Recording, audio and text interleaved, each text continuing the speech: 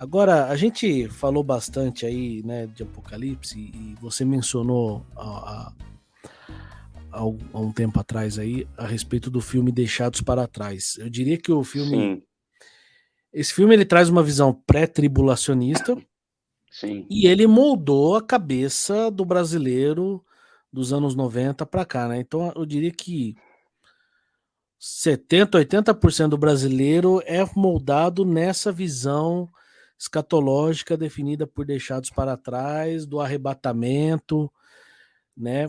Aí fica a Uhum, pergunta, né? Já que você está batendo bem de frente nisso e estudou bastante, uhum. a gente vai ser arrebatado antes da grande tribulação ou veremos tudo acontecer aqui da Terra? Ok. E qual é o principal problema dessa interpretação? Como é que vai ser a volta de Cristo? Vai ser visível ou secreto? Muito bem. Para responder isso, a gente precisa olhar com uma outra visão para Apocalipse 20, em primeiro lugar. Uhum, Porque Apocalipse 20 é algo assim sensacional e é lá que vai falar a respeito dos 1000 anos. É o texto que uhum, fala a respeito do milênio. Quando você olha para o 19, dá a ideia no 19 do juízo de Deus. E é isso mesmo que está sendo narrado no capítulo 19. Tá? É Deus uhum, pelejando a batalha final, vencendo, mas no capítulo 19, um ciclo daqueles 7 que eu falei de Apocalipse está se uhum, encerrando. E ali ele conta o desfecho. No uhum, capítulo 20, um novo ciclo está sendo aberto. Portanto, em termos cronológicos, o uhum, capítulo 20 ele não vem depois do 19. uhum, Ele volta lá no início para contar a história e inserir novos fatos. uhum, E aí ele começa a falar a respeito dos 1000 anos, do milênio. Por isso que uhum, nós cremos que o milênio ele não é literal e uhum, ele é esse período entre a primeira vinda e a segunda vinda de Jesus. uhum, Ah, o dispensacionalista, pré-tribulacionista ou pós-tribulacionista, você tem as duas áreas, mas o dispensacionalista, que é o pré-milenista dispensacionalista, ele crê que uhum, ah, Jesus volta uma vez entre as nuvens, arrebata as pessoas, 7 anos lá ele fica secretamente, depois vai, arrebata o resto da igreja, e quando ele arrebata o resto da igreja, dos que creram nesses 7 anos aí, se arrependeram, né, falam assim, uhum, oh, um monte de gente sumiu, eu quero sumir também com eles, né, aí vai uhum, crer e arrebata esse povo. Depois disso, se entende que vem a grande tribulação, portanto, uhum, a igreja não passa pela grande tribulação. Mas o que nós vemos de maneira bíblica, dentro daquilo que nós pensamos, é que haverá um arrebatamento. uhum, Só que esse arrebatamento, ele virá é, somente após a grande tribulação. uhum, Nós cremos que, no texto de Apocalipse, de maneira geral, ah, Deus vai colocar para João, e João vai falar a respeito de 3 anos e meio, ou 3 tempos, 2 tempos, mais metade de um tempo, 1260 dias. uhum, Ele vai fazer menção ao 3,5. 3,5 é uhum. metade de 7. Isso. 7, simbolicamente, no texto, nós compreendemos o período entre a primeira e a segunda vinda de Jesus. Uhum, O 3,5 é metade desse período, só que não é uma metade literal, é uma uhum, metade simbólica. Então, essa primeira parte é a primeira parte da ação do evangelho no mundo. É a primeira parte em que o evangelho está sendo pregado. uhum, Então, até o último eleito de Deus ser alcançado pelo evangelho e crer, essa primeira parte não estará cumprida. Então, nós uhum, entendemos que depois que o último eleito de Deus for alcançado, aí o freio que segura a vinda do anticristo estará deixado de lado.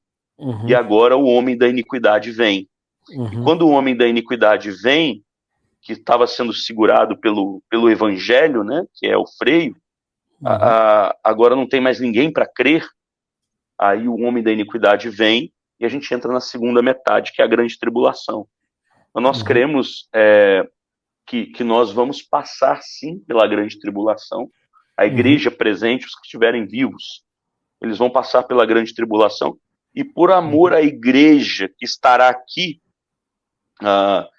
Jesus vai abreviar esse tempo. Eles serão a segunda metade pequena.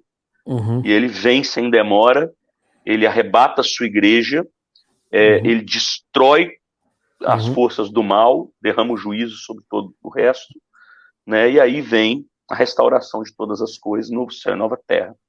Então nós cremos dessa maneira, Daniel. Legal, maravilha. É importante você dizer isso, porque pensando numa cabeça de calvinista, eu diria que o pré-tribulacionismo não poderia caber numa cabeça de um calvinismo, porque se você é arrebatado antes e dá uma segunda chance, você está dando, quer dizer, Deus leva os eleitos, mas quem não é eleito fica, mas depois pode ser eleito, se arrepender e se converter. Então eu acho que é importante esse esclarecimento aí dentro de uma visão bíblica reformada, né? Sim, e você, desculpa te interromper, a gente tem evidências textuais em Apocalipse de que as pessoas, aí a gente pode ser até literal, tá? Como eu disse, nem todo texto, mas em alguma parte não tem como não ser, né? Quer dizer aquilo ali mesmo. Quando a gente vê os flagelos, por exemplo, em Apocalipse 16, aí só vou ler um pedacinho aqui, o versículo 8 e 9, por exemplo, de Apocalipse 16, tá assim: o quarto anjo derramou a sua taça, as taças da ira de Deus, sobre o sol. Foi-lhe dado queimar os homens com fogo. Com efeito, os homens se queimaram com intenso calor. Ok? Dá para perceber que a ira de Deus está derramando. Tá? Não necessariamente que eles vão queimar, mas a ira de Deus está sendo derramada. Sim. E esses homens que estão recebendo a ira de Deus, olha o que eles fazem no intenso calor. Está no versículo 9. E blasfemaram o nome de Deus, que tem autoridade sobre os flagelos, e nem se arrependeram para lhe darem glória. E isso se repete no quinto flagelo também, se repete antes. A ira de Deus está sendo derramada sobre eles. O trem está pegando fogo, meu amigo, como diz o bom mineiro. O trem ficou ruim. E ainda assim eles não vão se arrepender. Você imagina que cai por terra aquele negócio do livre-arbítrio? Desculpa aí os meus amigos que não creem nessa... no livre-arbítrio. Ô bicho, se tivesse isso de fato, você tá doido? Você imagina nós lá, e o fogo comendo em cima do nosso lombo. Você não ia virar e falar assim: oh Deus, me perdoa. Eu quero, não. Mas ainda assim eles estão blasfemando, ainda assim eles não creem, não se arrependem, porque não tem a regeneração do Espírito. Ok?